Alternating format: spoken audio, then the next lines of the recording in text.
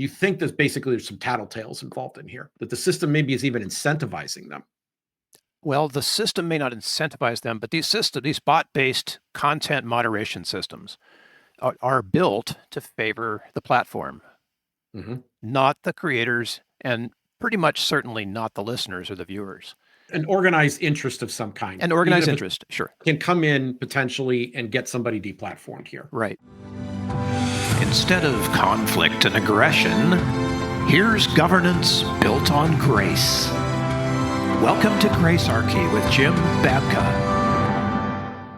This conversation grows out of a text thread that Jim and I have been having. All in phone conversations too. Phone conversations. I mean, so in the world of YouTubing, for all of you out there, influencers or whatever, YouTube holds all the rights to what you do on their platform, and they can simply deplatform you if they feel that you are a threat to their business in some way, or for any reason that they choose. Really, their agreement, which I've reread, lets them kick us off at will for any reason at all, without telling us why. That's different from the copyright thing, and Jim, we've been talking about that too. Copyright strikes are a different form of this. But in this case, where they simply give you the boot, forget about confronting your accuser, forget about any of that. And this is a risk, for those of us who are in the world offering viewpoints that are different from the mainstream. It's a risk. Okay, so I agree with you that this is, when we're broadcasting through YouTube, people might be watching this through other means, and thank you, especially if you've chosen like Rumble or any of the audio streamers, Rumble, wherever we might be going. Yeah, most of them are freer with us. They don't try to exercise anywhere near the same control that YouTube does. So if you're choosing one of those alternatives and you're still tuning into us, we are grateful to you. Definitely. I just want to let you know, if you watch this show, you can put most television units now will allow you to put the Rumble app on your TV. So you don't have to stay in this. So that's the second thing I'm going to say. YouTube is, to me, a feudal system. Well said.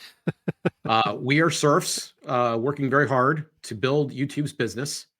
We hope we get a little bit of the fruit and we get to eat when we do it, but we have to play by all their rules, and they can be as onerous and ridiculous as possible. And it's very, very much like feudalism. It's very techno-feudal. Yeah. But it seems almost like, and it has up to this point, like you can't build a show if you're not here. And our YouTube audience on most episodes, this is not always true. There's been a handful of episodes, and I do literally mean a handful. There's not many. Our YouTube audience has been bigger than any of the other ones we've done, and there have been most of the episodes, I would say the majority of them, our YouTube audience has been bigger combined than everything else. Now, there are times when, for example, we've got more views on Rumble than we have on YouTube. There are times when the audio streamers have done a pretty good job, but those are rare. They're the exception, not the rule. So our reach on YouTube is where we start. Yeah. And we do care. We keep threatening to do things, and we are beginning to do things to try to increase our reach. It takes a lot just to put on the show. But if we didn't do YouTube, there's a degree to which we feel we wouldn't reach many people at all. That it is important that we have this as part of our lineup.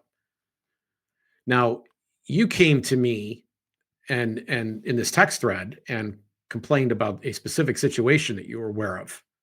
Oh my gosh. Okay, so I'm for those of you who don't know, I am an ordained psychedelics minister.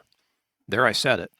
The church is called Sanctuary. It's like the word with a P in front of it. And I raise that because Sanctuary as a church is legally allowed to practice the sacrament of using psilocybin mushrooms in America. That's a big statement, and I know it sounds like a big claim, but you can check it out. What I want to point out is that there is a legal protection for what Sanctuary does. That could be extended almost to any other church who incorporates psychedelic medicines, plant medicines, in their sacrament. So there's a podcast out there, recently got deplatformed on YouTube, called the Christian Psychedelics or Psychedelic Christian Podcast. I mean, go look for it. It's not there anymore. It won't matter whether I get the name right. But this podcast interests me, of course, because I have some sort of vague resemblance to being a Christian in my life, and psychedelics are important to me, and the sacramental use of them is very important to me. So I'm curious about what, Christian psychedelics are saying, psychedelic Christians are saying. Well, the show has been deplatformed.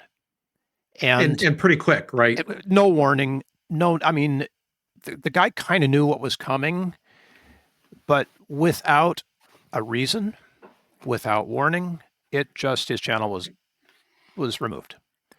And he doesn't understand why. And for the life of me, I've listened to some of the episodes. I can't understand why. He's not like, advocating anarchy. He's not saying anything or having guests on that say anything that are any different from all of the other YouTube videos on psychedelics that you can see. In fact, he's more responsible than a lot of them and has better guests than a lot of them.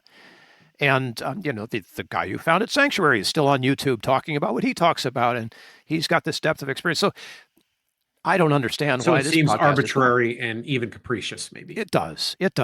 And that makes me wonder, and I'm not a conspiracy nut, no tinfoil hat here, Jim, but I wonder if the same kind of thing that's happening in other places on social media is happening to YouTube now, where bad actors are going and mounting a campaign to, quote, report content that they feel is inappropriate. Now, stay with me for a second, because I can't figure out another way how this deplatforming without notice could happen. But if that in fact does happen, who's reading the reports? Does YouTube have someone that goes through there and says, "Oh, clearly this is damaging information, or this could be misinterpreted," or is there some moderator that's doing that, that's actually making sure that the allegations are substantiated? In this case, it doesn't seem like there was, if that in fact was what happened. And I can't figure out another way that could have happened. I mean, I've thought about this. Let's break this down into two parts. You've got the part where you're trying to figure out if anybody's reading it. The answer is no. There is no kind of due process at work here.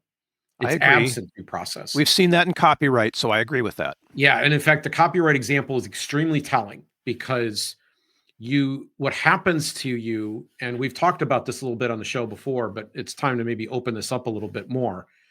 What is presently happening is somebody files a copyright complaint, or there's actually it's registered in a way. YouTube detects copyright, and they say they think that they found a violation, right? Okay, so you attempt to make a show, and this happened to us with the Theo Von episode.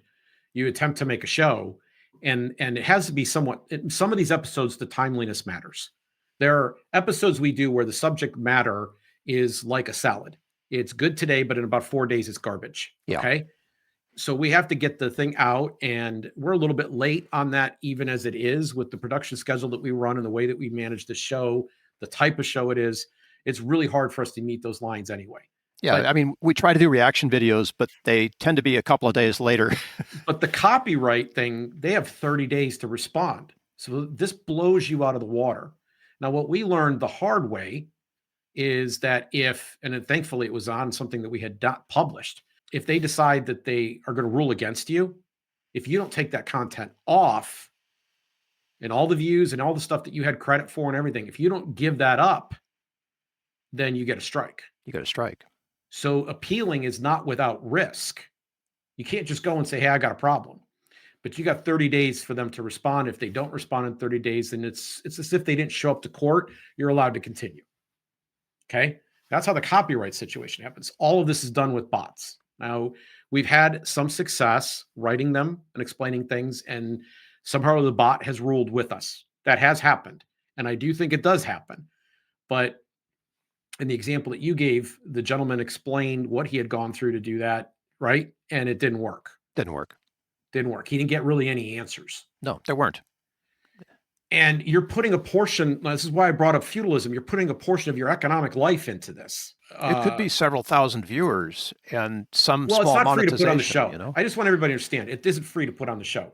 There are a set of expenses that we have here just to run the show. Oh, sure, yeah. They're modest. They're very much under control. Nobody here is making the mint, okay?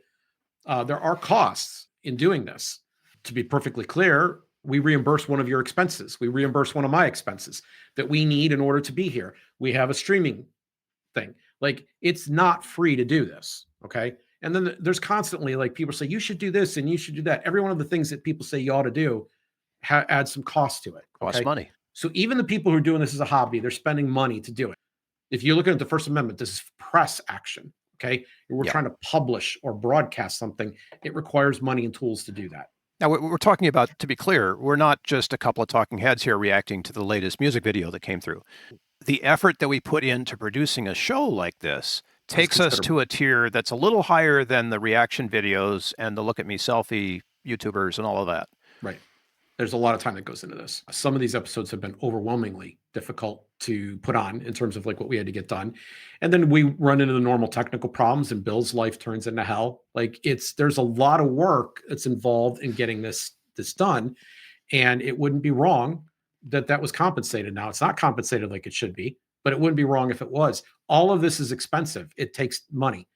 So when you do an episode and then you're told all of a sudden your episode doesn't fly, I mean, that's not a minor matter. If you already produced the episode and people liked the episode and they followed the episode and you got those numbers for the episode and so forth, it's not great to have that thing taken down either. That's right. And there's a sense of loss when you know that the thing that you just built isn't going to be able to stay online. Yeah.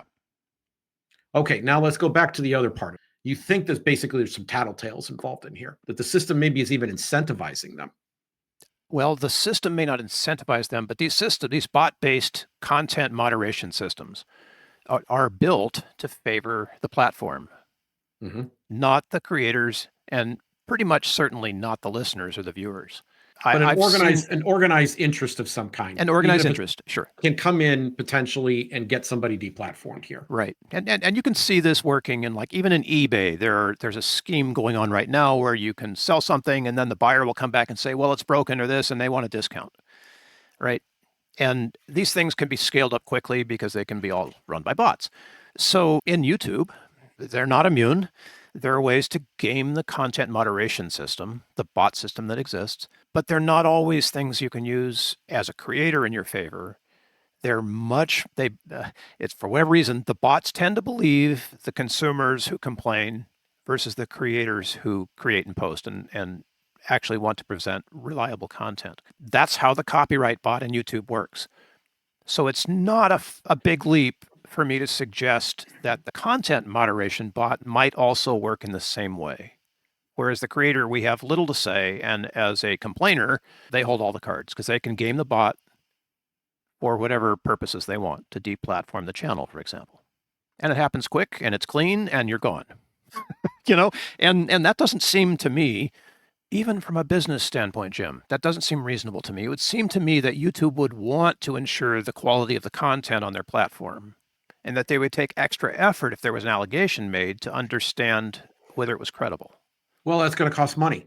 And it costs money, a lot of right? money, and they've spent most of it on audience attraction, and they have us incentivized to help with that. So we are bringing people to their platform, and then we are asking you to subscribe. So another way this is feudal, we don't own the subscriptions that, ring the bell. Like when we've advocated to do that, it's because we're trying to make sure you see our content when it lands here. But that's what's called an unowned audience. Like we're building the audience, but YouTube actually owns it. Yeah, we actually don't know who any of you are, really. I mean, if you comment, we do, but we are literally serfs on the feudal system.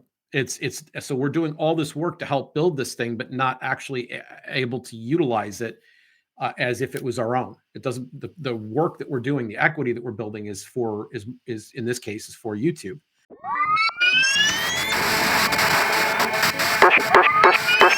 This show is brought to you by the Zero Aggression Project. Zap newsletter subscribers get alerts when each episode is released.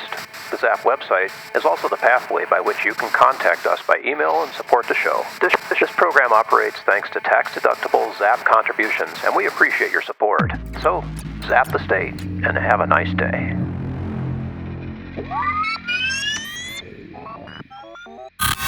Now, there is one instance in which this could be resolved, and it's not a pleasant instance.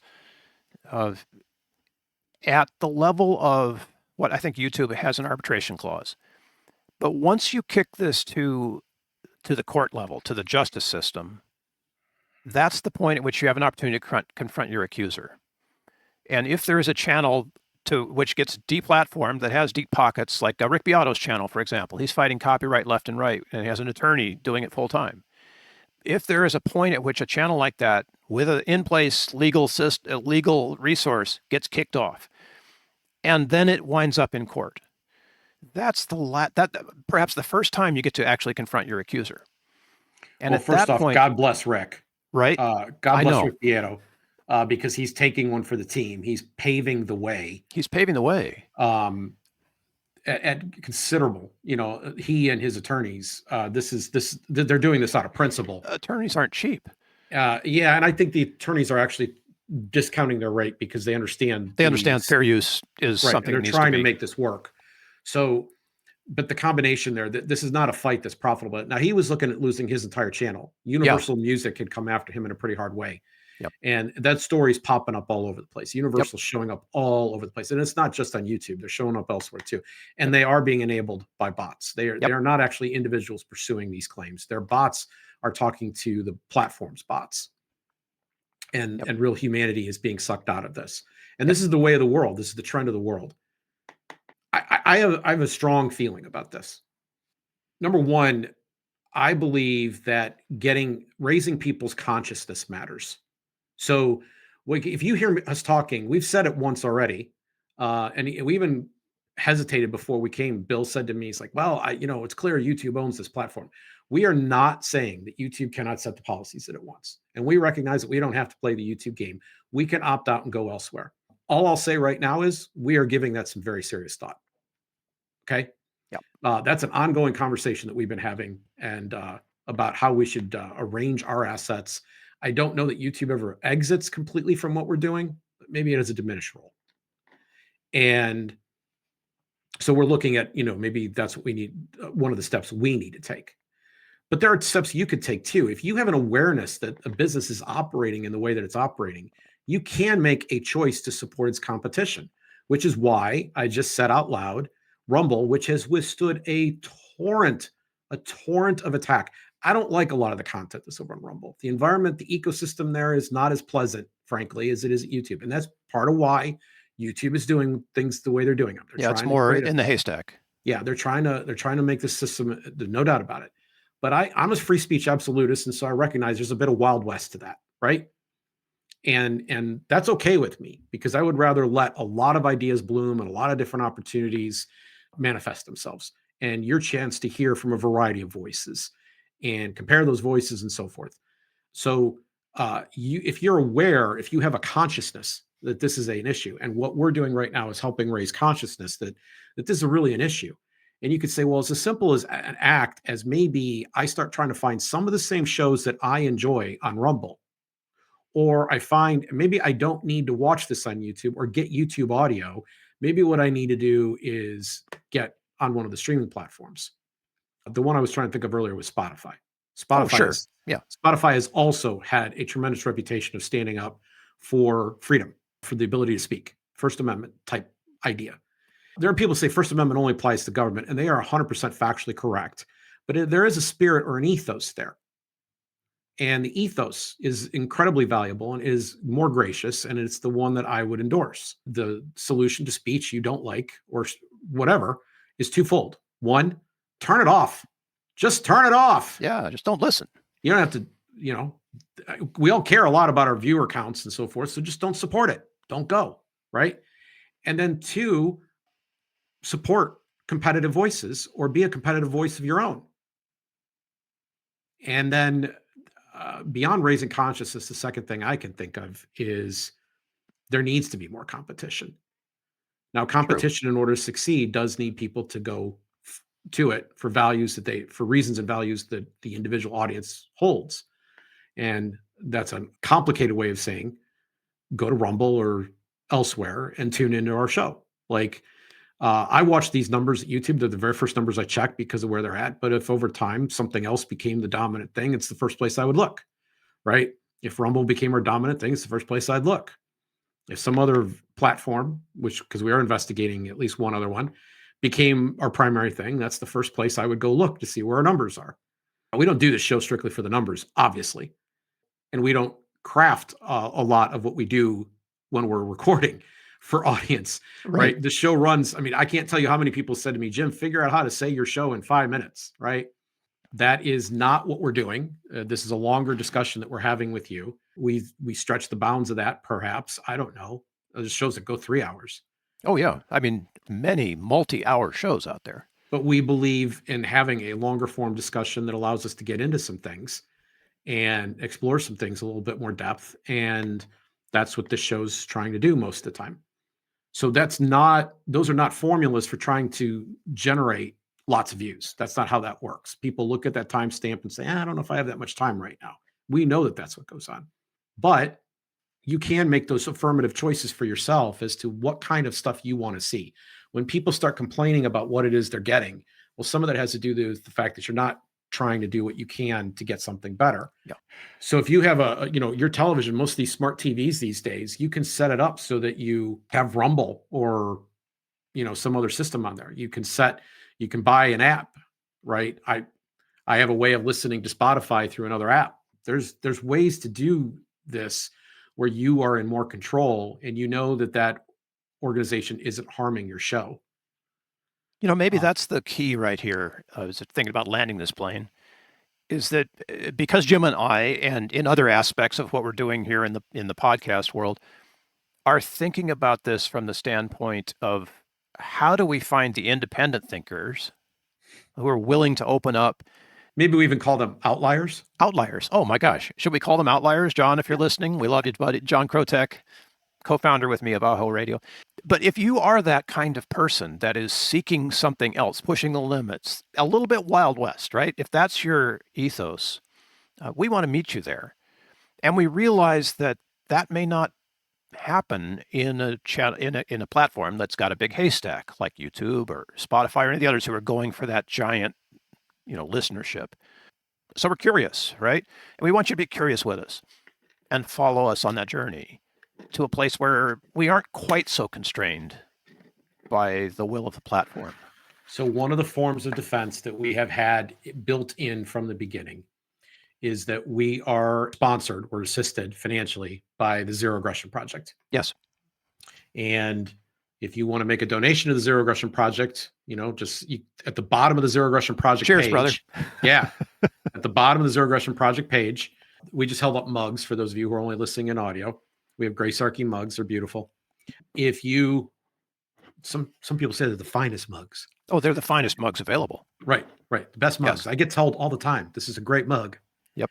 But very poor Donald Trump impression. If you use one of the emails at the addresses located at the bottom of the homepage of the Zero Aggression Project, any one of those that are located there, and you write to us and say, mug me, or I want a mug, we will get back to you with what it takes to get one, because we got to cover our costs on it. But anything beyond that is a donation to the show. And the portion of it that is donation is also tax deductible for you. So, but I bring that up because we have an email list over there. And if you're subscribed to the email list, we take considerable time to put out a message explaining all the different ways that you can tune into the show that we are aware of and that are instantly available. There are more that come due to various way feeds operate that show up later. But the ones that are instantly available the morning we publish, very purposely published too, we let you know what those are, and we let you know what you're going to get if you tune into the show. And that is what's called an owned audience. I don't have to pay to rent that audience. I pay to talk to that audience through the software I use, but I don't pay to own the audience. I can take that audience with me wherever. If I got knocked off of any other platform, I could go set up, the day after, theoretically, and keep going and talking to you, the people who have subscribed to the Zero Aggression Project newsletter. There's another proactive way that we kind of beat the censors. If we were to be deplatformed somewhere, if we were to have the same unfortunate circumstance that your friend had at his podcast happen to him with YouTube, if that were to happen to us, we have the recourse to being able to say, if you're on that email list, we can still communicate with you. So I would encourage people to come and sign up for the Zero Aggression Project newsletter. Absolutely. And that is the best defense, is having your own farm, basically, where you can grow the livestock and the corn and the wheat and sell it to whoever comes by, right? In this case, it's just your eyes and attention that we're looking to be able to. That's all we need. We just want to be able to communicate with you. And as the progressive technology happens, I hope that one day we'll be in a place where we can host our own. Well, I think we will. And I want to add another point before we go. There was a lot of censorship, more censorship going on a lot of social media platforms as we came into 2020 and 2021. And I remember being on a radio show, it's Gary Nolan's show to be specific, being asked, hey, what are we going to do? This is a nightmare. Virtually anything we publish is being dialed down and some of it's being banned completely. or people being kicked off of various social media platforms. These big behemoths, they'll never go away. There's nothing that can transform any of this. And then a man bought Twitter. And he said, we're not going to play by those rules anymore. And it forced, as time went by, everything to loosen back up. And so I will say to you that you never know exactly how this is going to work out, but I do believe over time, this all will resolve. And I think the way that YouTube gets the lesson the best is if shows and audience say, we're going to start to deal with you differently, and you're going to be a smaller part of our overall plan. We're going to do some other things. That's why we're looking at what else we can do. That we're motivated by this story, the Rick Beato story, some of our own experiences. We've done another episode about censorship because we have experienced it here. And we'll put that down in the show notes for this. But you have a lot of power. You don't realize how much power you have. You feel alone, but as more people have their consciousness elevated about this and then act on what they feel in their own values. I did say feel on purpose. Like you feel it. Like you're like, no, it's not just a head thing anymore. I don't have some like factual knowledge. I actually decided I really need to do something. I need to do something different. And when you do that, you're taking a step. When you start to you can help all of these shows that you care about walk off this techno-feudal platform. And that will be a moment that YouTube wakes up. I promise you, they will have an awakening at some point. These policies are going to get better. I know that that's where this is headed. I look forward to being able to announce that on Gracearchy.